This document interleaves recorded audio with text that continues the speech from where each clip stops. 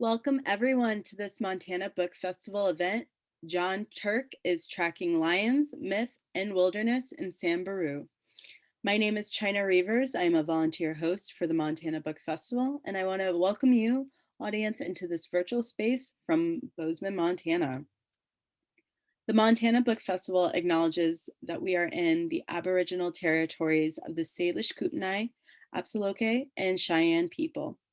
The Montana Book Festival strives and will continue to strive to help promote Indigenous voices as one of the ways our organization acknowledges and respects the Aboriginal peoples of Bozeman and across Montana. For those of you zooming in from outside of Bozeman, I encourage you to take a look at the link the Montana Book Festival volunteer Lauren has just put up in the chat so you too can know whose Aboriginal territories you're currently occupying. Go ahead and let us know where you're zooming in from this afternoon. We're really excited to welcome Dr. Jon Turk to this year's virtual festival, but I want to first take care of a little housekeeping. We'd like to welcome you as attendees to submit your questions to our author via the Q&A at the bottom of your screen. Feel free to use the chat function to talk amongst yourselves while the event is taking place.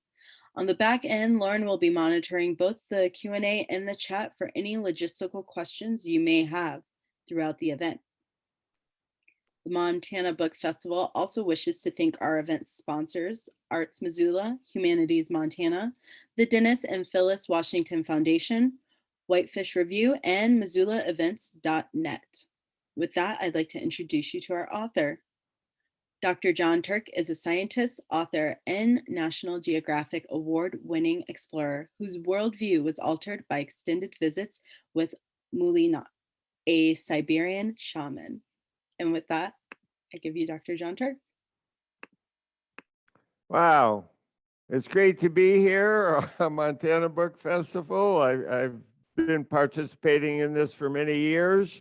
So this is my new book, and let's have at it. I'm going to go to share screen here so you can see my slides. Here we go. Share screen, share slideshow from beginning. From beginning. You are screen sharing. So where is my screen? It's way back here. Sorry about this, ladies and gentlemen. Okay, here we go. Tracking lions, myth, and wilderness in Samburu. There's the cover of the book.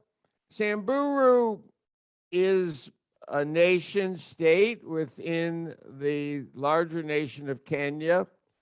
The Samburu people are herders. They live in small stick huts on the savannah, technically by Western standards and by their standards too. They're a poor people. They live with their cows. Yeah, and when I was there, it had not rained in 3 years. There was this massive drought going on, and the cows were skinny. There was no grass. It's typical for a young boy, maybe 10 years old, to wander out on the savannah with the cows and be responsible for this great wealth of the tribe.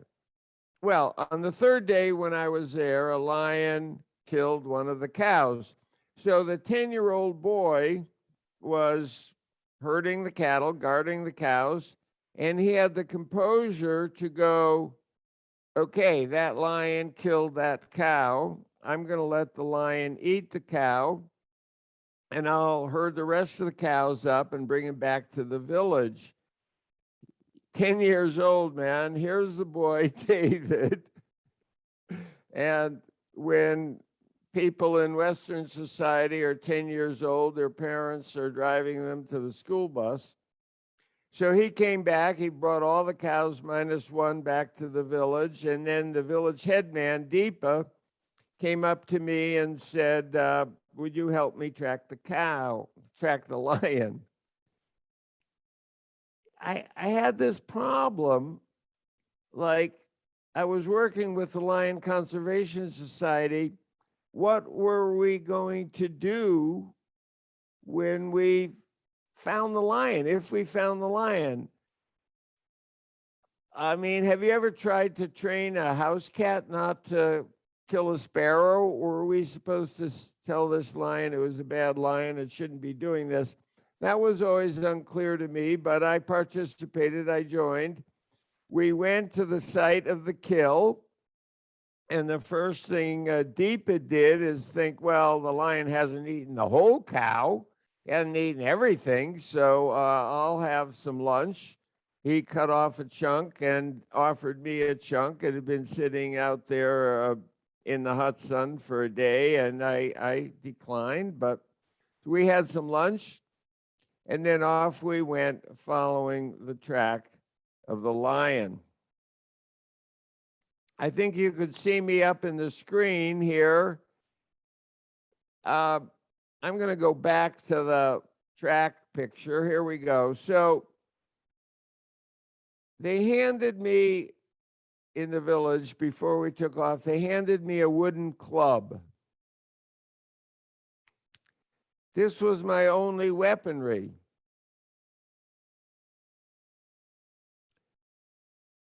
If the lion came charging out of the bushes, this is what I had to defend myself.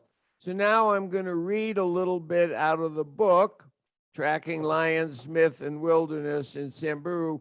At first, I am really pissed off that we don't have a gun. What is this ragtag operation anyway? Of course, everyone knows there is a lion in the bushes. That's why we're here, right? I think back to that coffee meeting with Tina back in Cambridge. The smells and tastes of fine food and drink, the climate-controlled relaxation, and above all, the safety. How did that meeting in such a benign and controlled environment lead to my present predicament? Suddenly, as a flash of emotion, I am genuinely thankful that we are armed only with my Stone Age weaponry. A gun, with all its sophisticated metallurgy, geometrically straight rifle barrel, carefully machined bolt, and firing pin with its brass cartridges and deadly lead projectile, this gun would give me the luxury and the permission to relax behind my 21st century facade of dominance over the planet and all its creatures. Without the gun, I need to be, think, feel, and live like an animal, to reach back to our most distant hominin past and embrace the vulnerability of our Paleolithic ancestors. And in reaching back through the coils of DNA, I move through the landscape, experiencing a quality of attention that carries me into a time and mentality that existed long ago. So now, here I am near the Olduvai Gorge, where humanity evolved, facing this lion with my stone club. So I asked the question, both in my mind at the time and in the book, how did people survive out here 70 or 80,000 years ago? And what you would think is, what I was told in 4th grade is that our survival depended on our tools.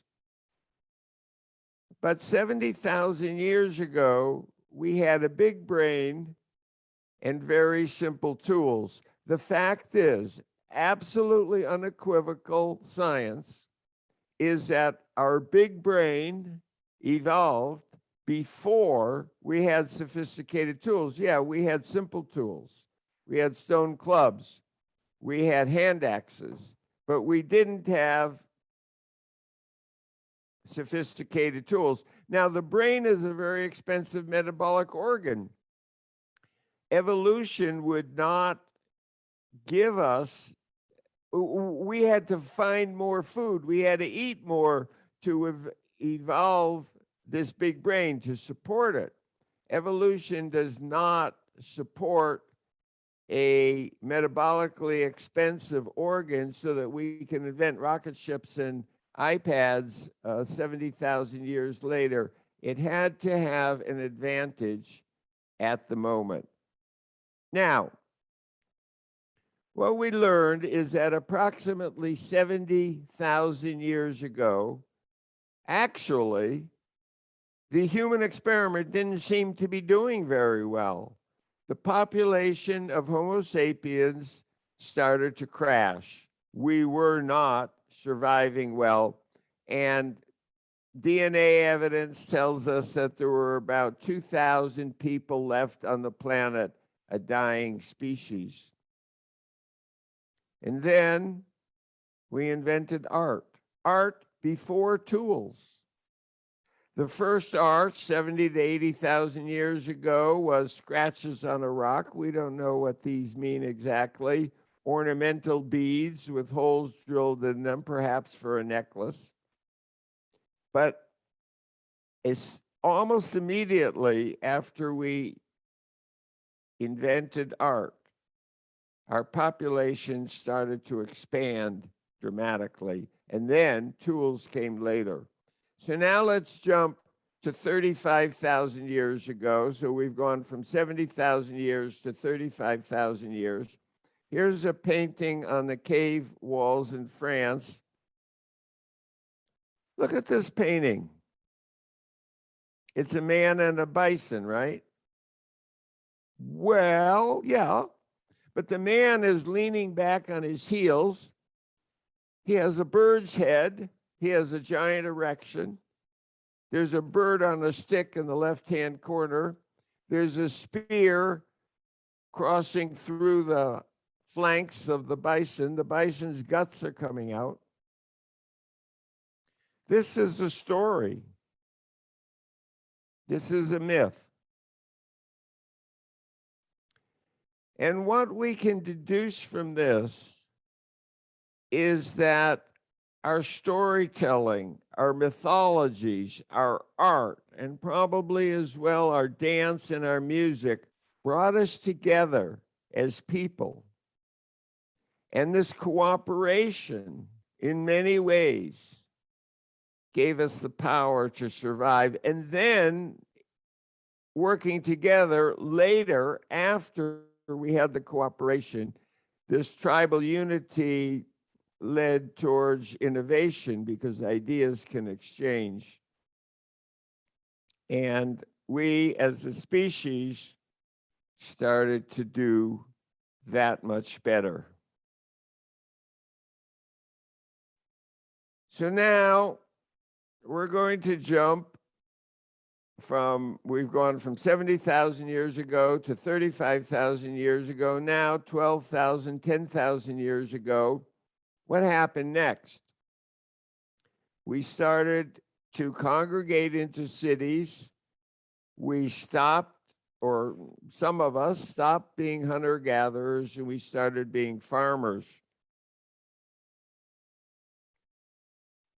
Uh-oh. And now we had a new breed of storytellers. You see, once we were in the cities, we had large concentrations of people, and we had to have a government. We had to have a hierarchy. We had to manage these people. We had to, take care of the sewage and so on and so forth. And now our storytelling, our propensity to be a storytelling people was hijacked. And the leaders, the despots, the rulers, the priests learned the power of storytelling and became the best storytellers.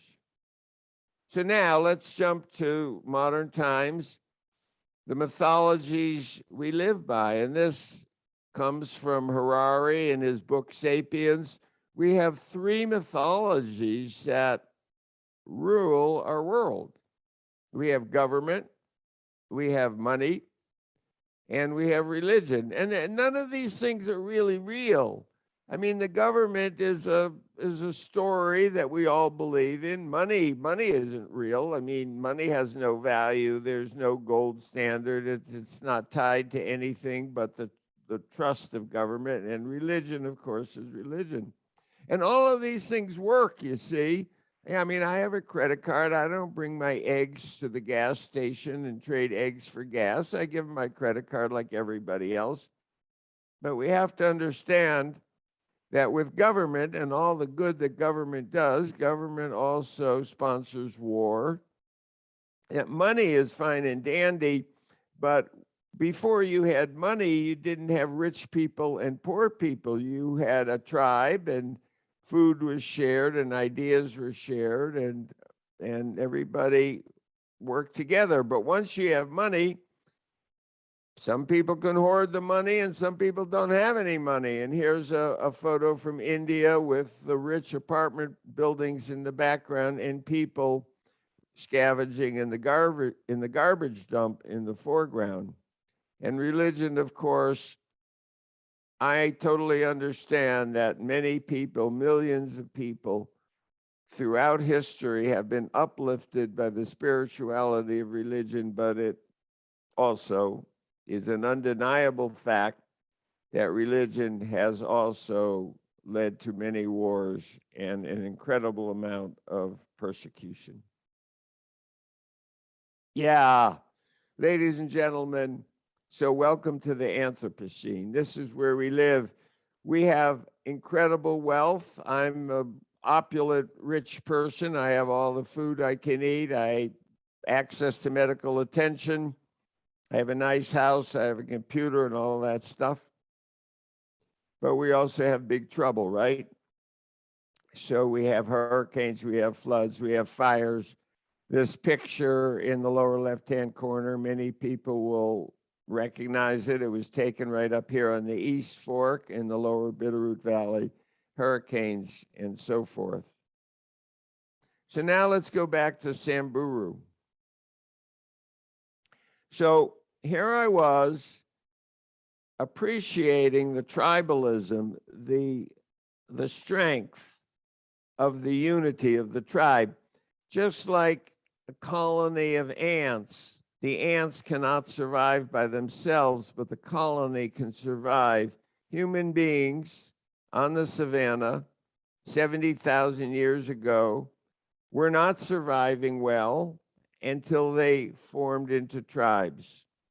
Now, here I am in Samburu and thinking, oh, this is wonderful. I'm back in this tribal nirvana and the beautiful world of I can face the lion with the knowledge that there's unity, there's people behind me, and with that there's power and there's energy, and I'm facing the lion and I'm thinking this is really good. And then one day, guns show up in camp. People didn't use guns when facing the lion, but now guns show up in camp. And now Deepa gets suddenly more serious than I've ever seen him before.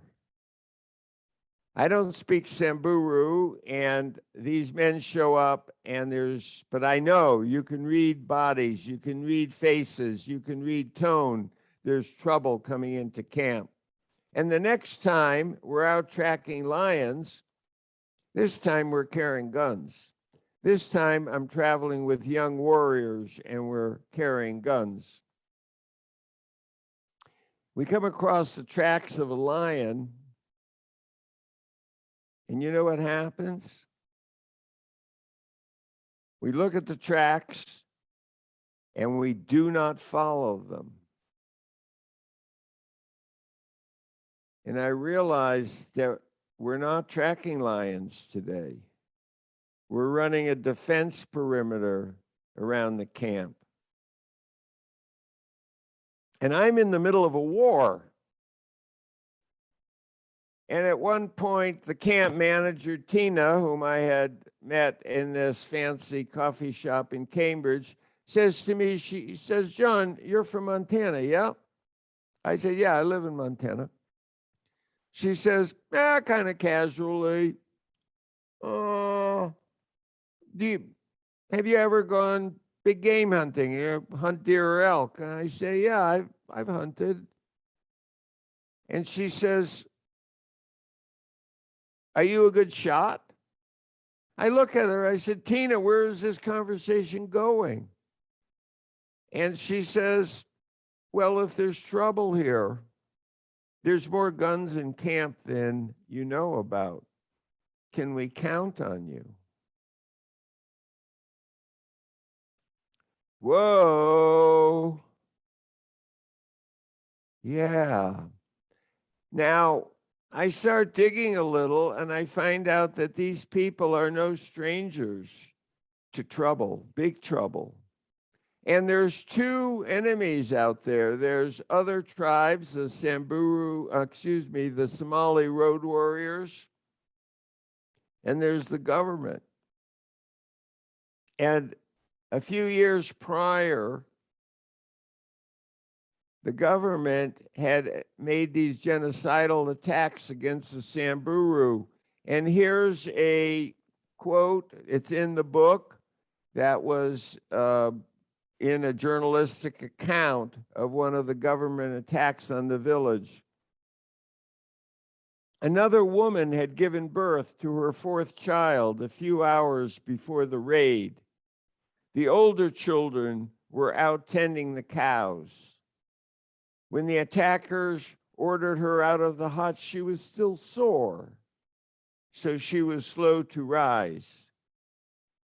A policeman ordered her to hurry up, and when she continued to move slowly, he shot her in the head, her blood spilling over her newborn baby. In another eyewitness report, children, women, and men were running and crying as uniformed police beat them with heavy sticks and rifle butts. Lopoyak Lanapuke picked up his two babies and started running towards the edge of the village, but police bullets hit him in the hip and chest, and he fell to the ground. A police helicopter swooped down and circled the village to keep the people from escaping. The people herded us like cows outside the village to an open field. They told us to lie down, and then they stepped on us with their heavy boots. They kicked us and caned us.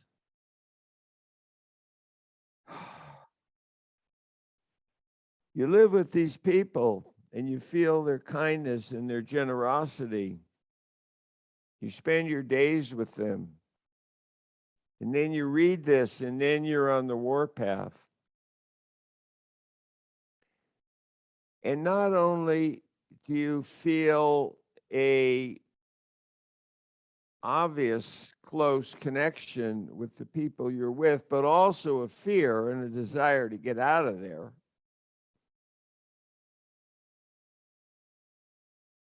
But it makes you wonder, it makes you think about where all of us is going, where humanity is. The Earth, this is a photo of the Earth from space. You know, we live in a beautiful planet, on a beautiful planet.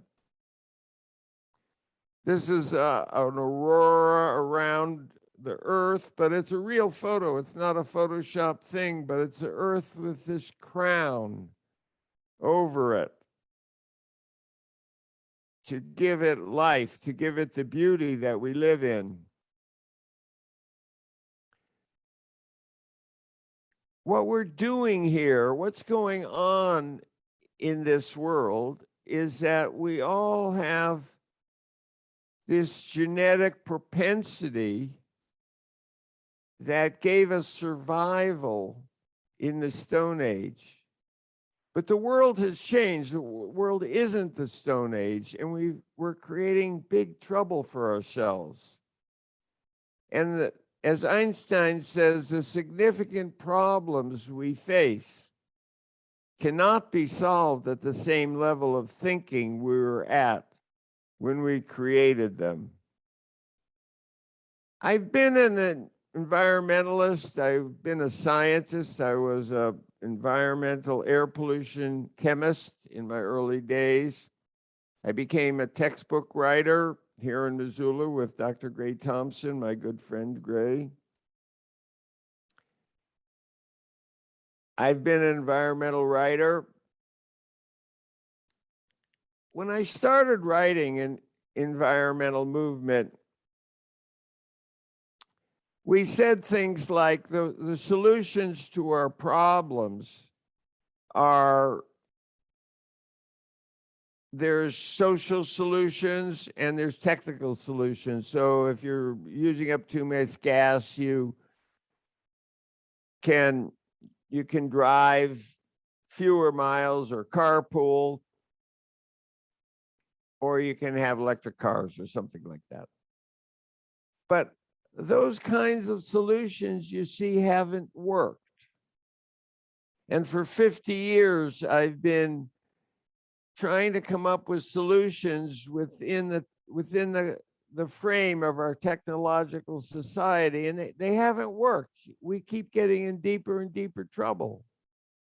I was talking with Paul Ehrlich, who was the author of The Population Bomb way back in the 60s. He's a distinguished professor at Stanford, and he's a population biologist. He'd given a talk the day before, and he said, there are 7+ billion people in the world, but the carrying capacity of the planet is really only half that, 3.5 billion. And I said to him,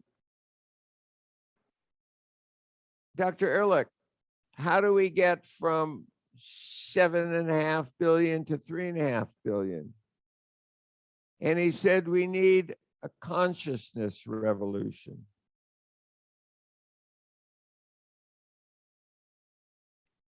And in this, my last book, I'm 75 now, I'm done writing. It's time to retire. But I've stopped saying that science is going to help us. I'm for science. I'm not against science. I'm a scientist, and I'm double, triple vaccinated and all that. You have to understand that. But science alone isn't enough. Science alone doesn't get us where we want to be. Now, prior to my time in Samburu, I spent 5 years off and on in the Koryak village of Vivenka. I was healed by the old woman, Mulanat. When I met her, she was 96 years old. She had been born during the reign of Tsar Nicholas II. She was born in a skin tent. And during those 5 years, I became interested in power, in the human power to survive. And this is the same question I had when I faced the lion in the bushes. How do we get our power to survive? Well, when I grew up, my parents never talked about power. They talked about success, but not power. And what I learned in my 5 years in Siberia, in Vivenka, was that the power comes from 3 sources. It comes from the shaman, the spiritual journey, the hunter, the pragmatist, the person who brings home the meat. And most important, the power arises out of the tundra.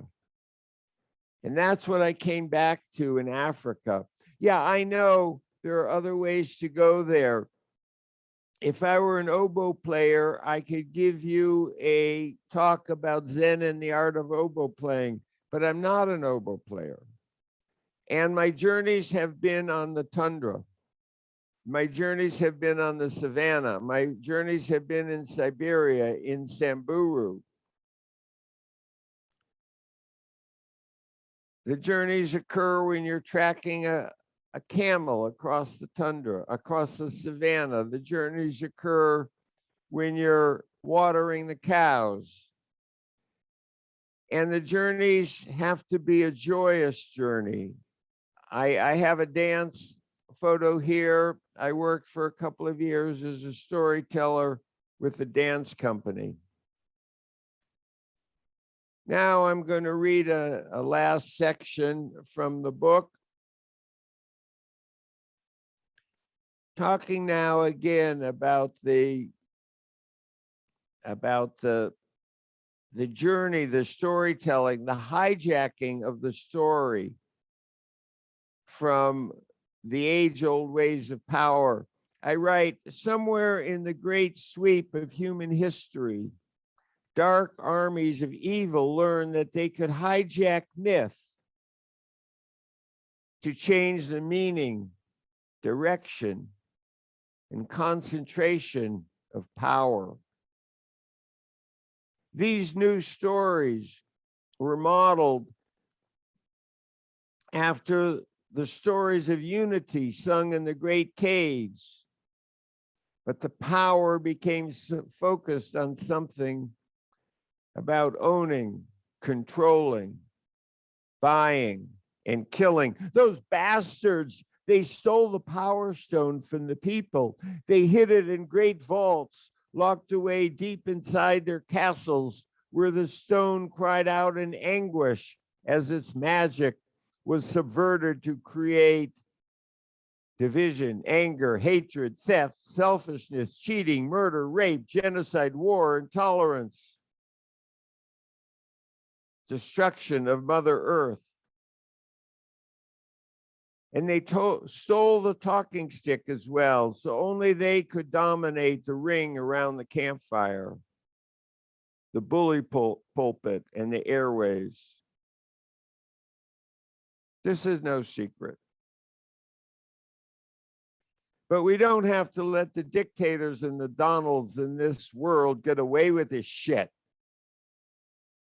We can take back the talking stick and the power stone. The title of this book is Tracking Lions, Myth, and Wilderness in Samburu. So I start out by tracking the lion. And in tracking the lion, I look inside the power that gave us the power to survive, which is myth, which is storytelling, which is unity, which is love, which is cooperation, which is our neighbors. And then I saw the dark side. And all this time, I was on this very ancient savannah. All this time, I was in the bush with the thorns, walking, hiking, chasing lost camels, wandering across the time. And wilderness tells no stories. Wilderness strips out the stories from your soul. This photo was taken near the end of my 104-day circumnavigation of Ellesmere 10 years ago. You spend 104 days hungry, working hard every day in the ice, and the stories go away. And what's left is a clarity. And so I end the book with a call to find the clarity whatever way you want. If you're an oboe player, an oboe player. But I know absolutely for certain that the wilderness has no stories, and the wilderness will clean the stories from your head and give you the clarity that I think we need for this consciousness revolution that I talk about. So this concludes my talk, Tracking Lions, Myth, and Wilderness in Samburu. My website is jonturk.net. My email, john@jonturk.net. Send me emails we'll have a discussion. I'm opening up a chat room on my website, and we'll take it from there. And I so happy you came, and so happy to have this opportunity to share my ideas. I'm going to stop share now, and I'm going to come on live, and we're going to have some questions.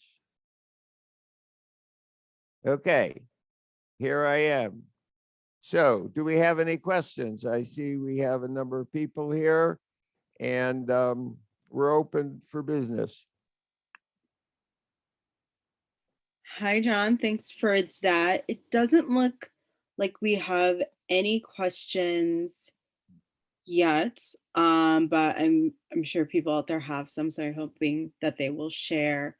But I would love to know, what was the most difficult part of compiling all of your experiences? I feel like you learned so much and you had so many ideas and so much new information, that it may have been difficult to put it all in one book. So I'd love to kind of discuss more of how you were able to decide what information to share and how to share it.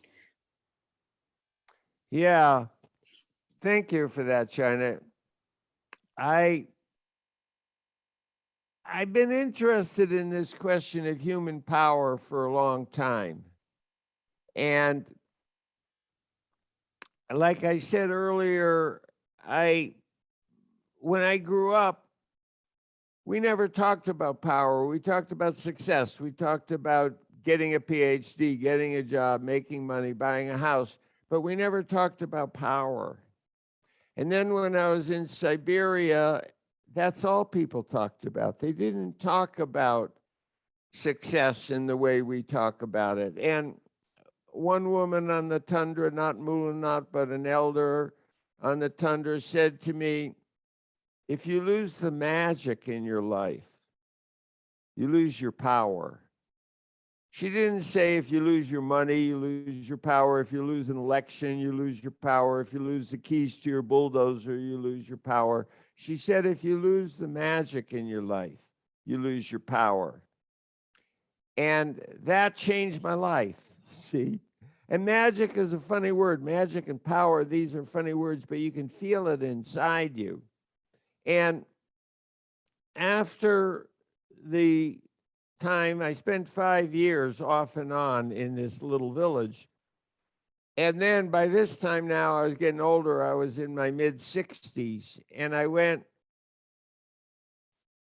if I really believe in what Mulanat said, I could do the biggest, hardest expedition of my life. And I went ahead and did the circumnavigation of Ellesmere, which was rated by National Geographic as one of the top 10 expeditions of the year. And I did that when I was 65. And I went, right, I'm beginning to understand. And then I started doing anthropological research, and I came into this understanding that it wasn't our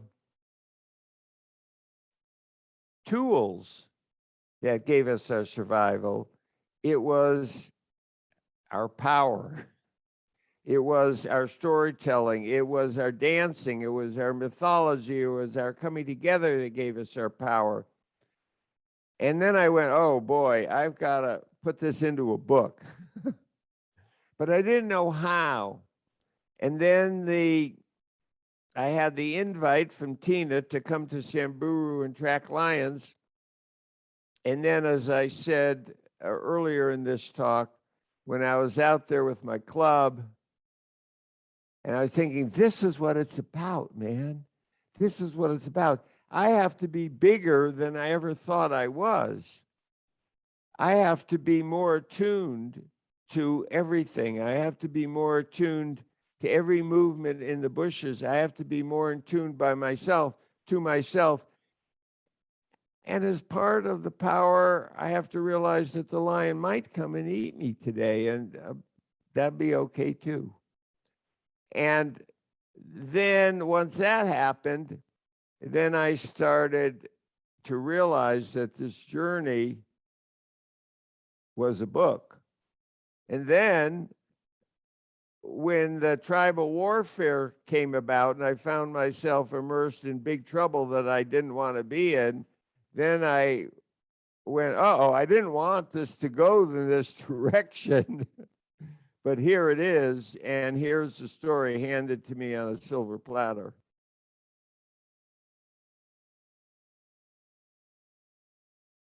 I see we have one question here. That is awesome. And I was just about to, so it's from Leah, and they say, I'd like to hear more about what you mean when you say the wilderness has no stories. I understand that it can strip out stories of your soul, but does the wild not have any stories of its own that don't concern humans? And let me know if you want me to read that again, because I feel like that was a very juicy question. There's a lot in there. That's a wonderful question. Yeah. Thank you. Thank you. Let's play with that a little bit. The wilderness, there's lots going on. I look out the window right here, and fall is happening, and winter will be coming on. The leaves are turning, and all this is happening as we speak. I also understand that it can rain on your parade. You can get avalanched down a mountain, all of that sort of thing. So it has a continuity, it has a flow. But maybe I didn't define stories well enough, because what a story is imagine a myth, a story. Let's take myth. What a myth is imagining something that doesn't exist. So back to that painting of the man and the bison. Lion-headed men with giant erections don't exist. Oh, excuse me, it was a bird-headed man, sorry. Bird-headed men with giant erections don't exist. Mythology is taking us out of reality into things that don't exist. And nature exists. It has no overlay. It's all just reality. It's all just clean. There's no subterfuge. It's so clean. It happens. Yeah, I know storms happen, rain happens, weather happens, seasons change. But it's presence. It's absolute presence. Nature doesn't think about what happened in the past. It doesn't think about what happened in the future will happen. It has no imagination. And you see, our brains are these think too much, know it all brains, where we create more than what exists. We take what exists and we make it bigger or smaller, or we turn it into anger or not anger. Nature never gets angry at us. It can avalanche us down at a mountain, but it doesn't get angry at us. Did that answer your question, Leah?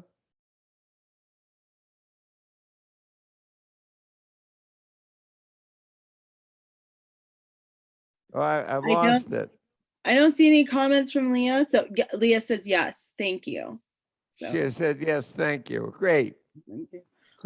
Okay. I have another question for you. You mentioned, Thanks, you said, I'm here for you. You said that you're like, I'm 75, I'm retired. That was your last book. Is that your last book, Jon? Like, are you? Can you definitively say that? I just feel like you have so many thoughts and ideas that I'm wondering if you can really hang up your hat. Well, I say that now, but it's a story, you see. It might not be reality because I'm looking into the future. right now, the present is just fine and dandy with me, but I'm not a politician. If I come up with another book, and you can call me a liar or whatever, but right now, yeah, I live in the woods down here in the Bitterroot, in the southern Bitterroot. I have a wonderful wife. I like to ride my mountain bike.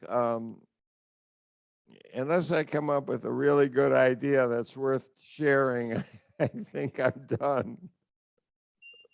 Well, you never know an inspirational strike. So I wasn't sure if it was you were just tired of writing or there's just nothing right now. So I think that there's a chance from what you're saying. I want to, growing old is the biggest expedition you've ever taken. You go on an expedition and you're going to do something, you're going to accomplish something, you're going to face odds, and you hope to come back. It's a comedy. You hope to come back overcoming the barriers and come back on the other side better off, smarter, wiser than you were when you started. Growing old is a different story. You're going to die, you see. It's the last show.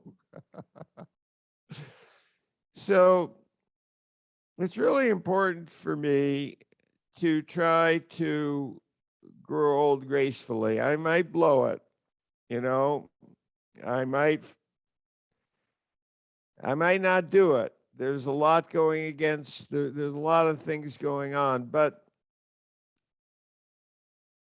I really do think, I keep talking about the power of not living in your story, but being a writer is creating stories. So being a writer, you are creating the stories. And if you create a story that it's good idea to not create stories, then you're a little bit running around in circles. So maybe what I should do is stop running around in circles and really writing is a bit of a crutch for me. I get up in the morning, I have something to do. I go down to my office and I type away. But I'm really looking. Nina and I spent 6.5 months in our van down in the desert last winter, and I wasn't writing. And when I had time on my hands, I'd go out and do stretches or walk in the desert. And I was approaching that state of mind that I'm writing about, trying to approach. And now I'm here telling stories about not telling stories. So I think it's time to stop telling stories about not telling stories and just stop telling stories. That makes sense. I like it. And I think there's something very um just blissful about that, I guess, and finding that purpose and then seeing it very clearly. And like you said, doing your best to let go gracefully. So I think yeah, sounds great. Thank you. Yeah. Well, I don't think we have any other questions. Barbara Thoreau says, thanks, John, for continuing to ask questions and tell stories. Stay open to the journeys life gives you. So, Thank you, Barbara. yeah, thank you, Barbara. And I think that's just what John plans to do is stay open to everything. Um, yeah, and Marissa Meadowcroft says thank you as well.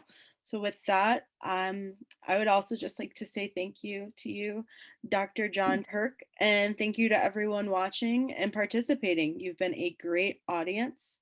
Thank you also to our event sponsors, Arts Missoula, Humanities Montana, the Dennis and Phyllis Washington Foundation, the Whitefish Review, and MissoulaEvents.net. Just as a reminder, you can purchase this book from Dr. Jon Turk at Fact and Fiction Books, and you can purchase it on their website, factandfictionbooks.com. Be sure to enter the code MBF when you check out. or you can vocally say the code if you're buying books in store. I also urge you to purchase Montana Book Festival merchandise at montanabookfestival.com. There you can also donate so that we can continue our programming after the festival this year. Thank you, everyone, again. Have a wonderful evening. Thank you, Jon. Good night. Thank you.